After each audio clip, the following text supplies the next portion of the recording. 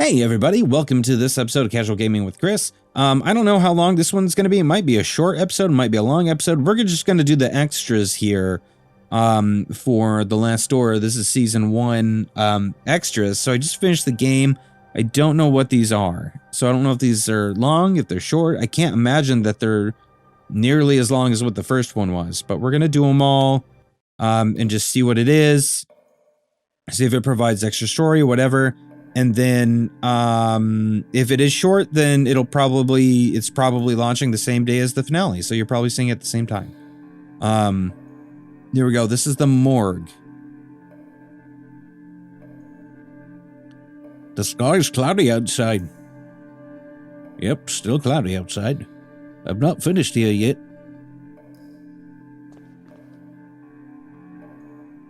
Here I have the police and medical report. The latter is still blank. According to the police, the deceased's name is Father Ernest Glynn. The man immolated himself. Oh, this is Father Ernest's autopsy. Oh, goodness gracious. There must be something wrong with the water pressure valve. An anatomical model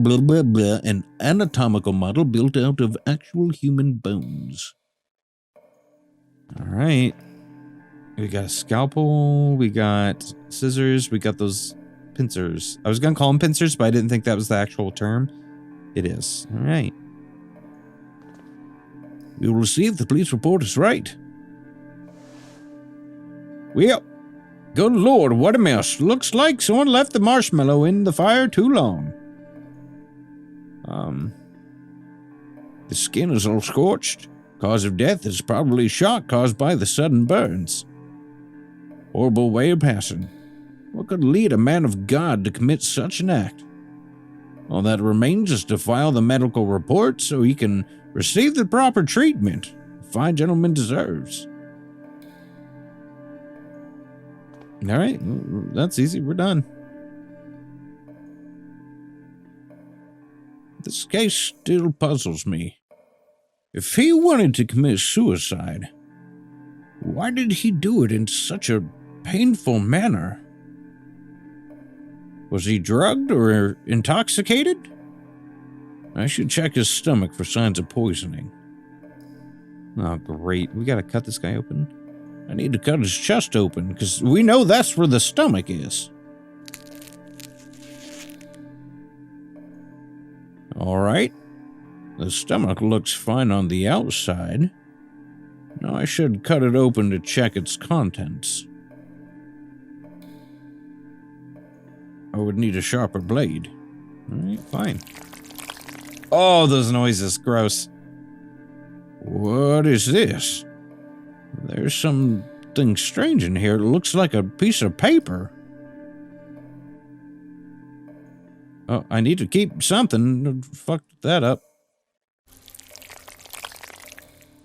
Oh, it is a note. Whoa. A crumpled note with 4 names. One of them crossed out. I think I should inform the inspector immediately. Oh my gosh. Okay, yeah, so Ernest Lynn, which was himself. Jeremiah Devitt, which was who we were playing. Alexandra D, who we just saw a little bit ago, and like Hugo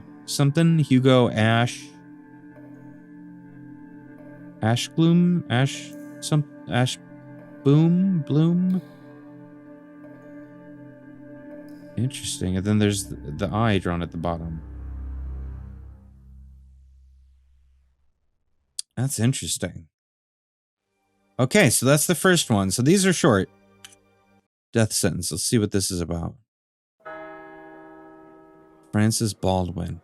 Baldwin. We knew this name. What was this name? Who was this? Baldwin. After being certified of your guilt by a peer jury, we find you guilty of the wicked and violent murders of 14 innocent and sick people Oh, he was the guy that was burying everybody, killing and burying everyone at the old boarding school. Because of this sentence, I am hereby authorized to execute you at this very moment by hanging to death in the sight of God. Would you like to make a final statement before we proceed? Why would you say that I'm mad?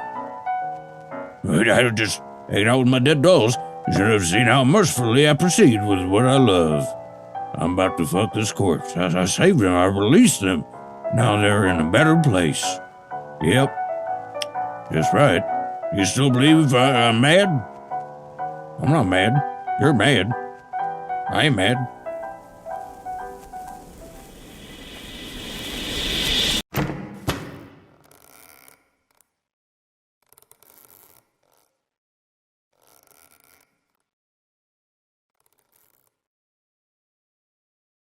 Okay, that was a real quick one. Wanderer in the fog. She's the only survivor. What happened to the others? They were all dead. I would like to talk to her.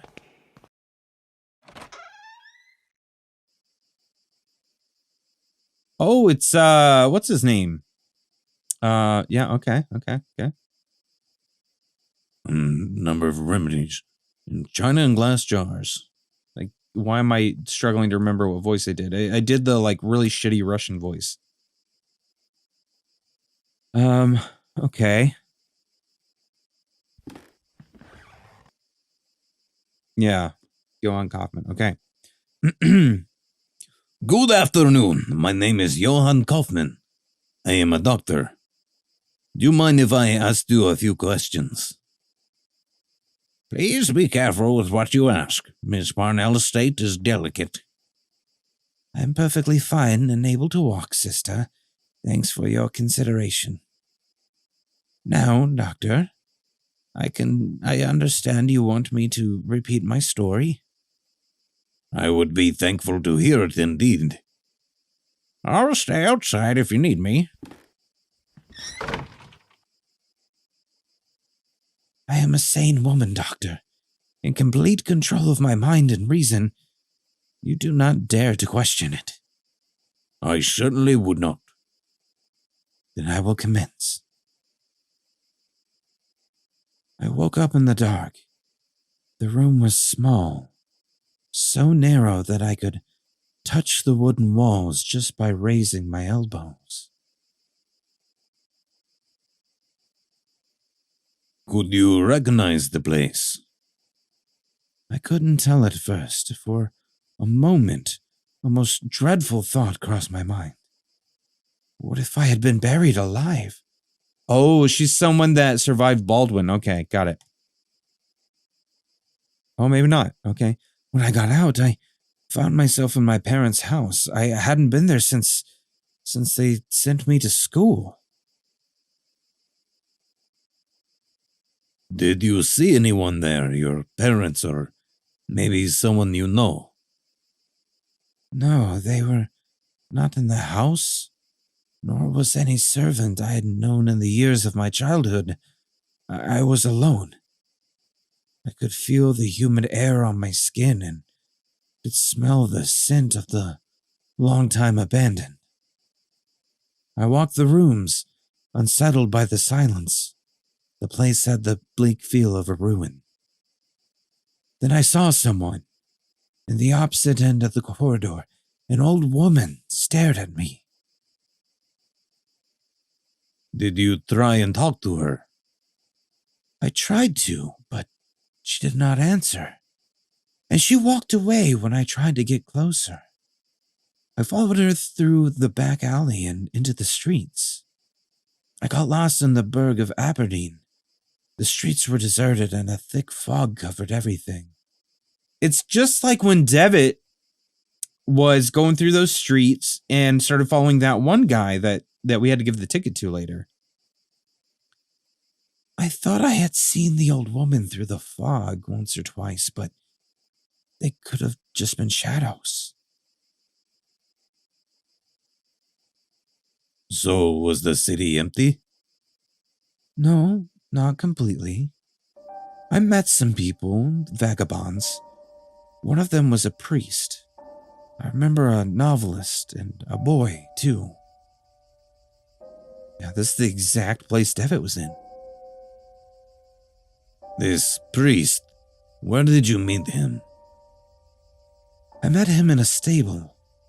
Good Lord, he said mass there, among the beasts. Could you imagine the profanity? So, the boy, what about him?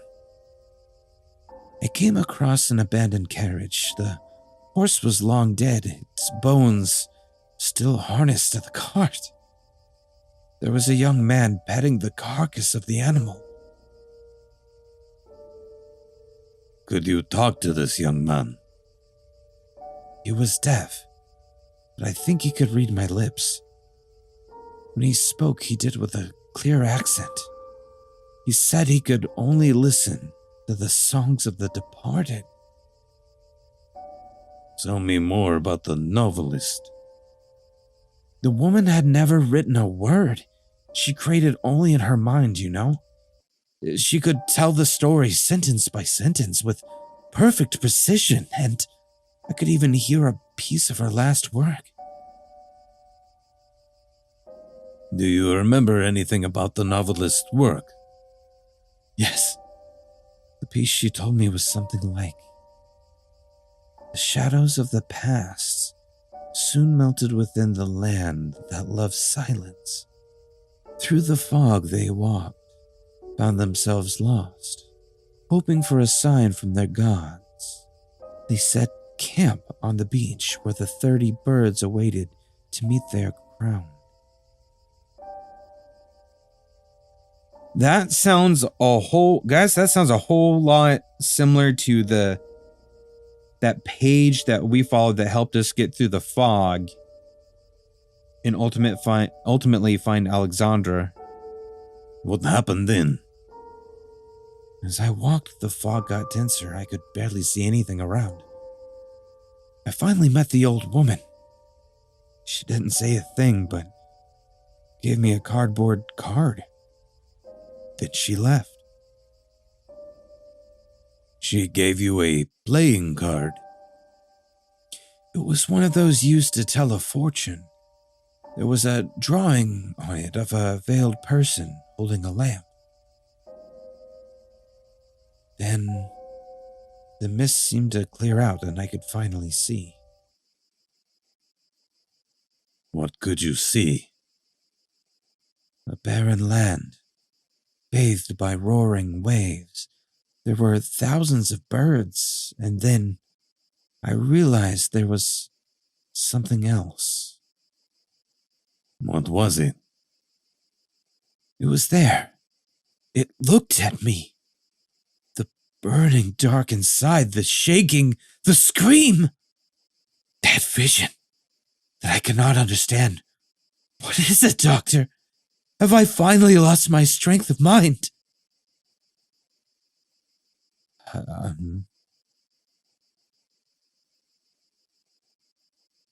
I believe you. I am sure that what you lived was real. But I am afraid that I currently lack any proof that can confirm your account. I am sorry. I should leave. Thank you for your time. Wait, Doctor, I have something else to say. When I first woke up here, there was something beside me. Would this be enough proof? It looks like a tarot card. Oh, shit. Okay. Damn. Okay, so far out of the three so far, that's my favorite. Man, that was good. That was a good one. Let's get the last one, Beechworth's Wake. So this is for Anthony Beechworth. This was the man who died in the first episode of season 1. I don't know who I'm supposed to be here. I don't know who I'm supposed to be, so I'm just gonna use I'll just use a random voice and we'll just see where it goes. He does not look dead, but just asleep. I barely knew him. Busy as he was traveling the world. What would be of a man with no aspiration for the other side to inspire or lead him?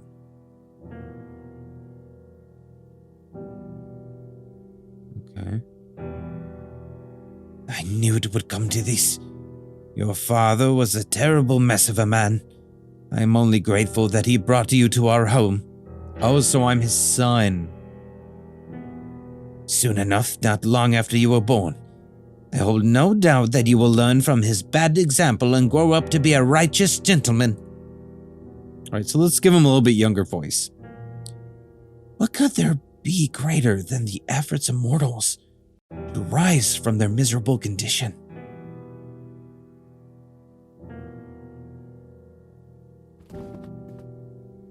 You will speak later, young man. We're busy. This is so sad. He was most dearest to me. You know, your father was a complicated man. He had a strong character and was stubborn as a mule when he had taken a determination. He believed he had a mission in this world, though I am not sure he knew exactly what it was. That which avoids description, the unknown, provides men with a reason to exist.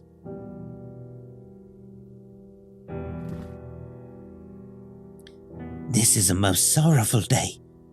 Mr. Beechworth was a great man, lad.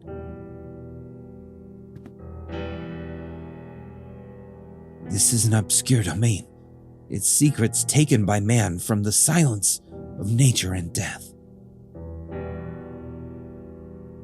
You're the young Beechworth, is that right?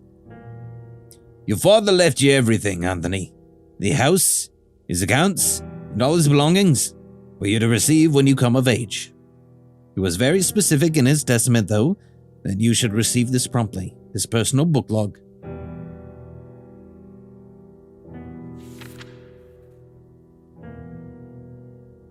These are the memoirs of my life. Oh, this is him talking. These are the memoirs of my life, my research and knowledge of the other side. Use them wisely, son.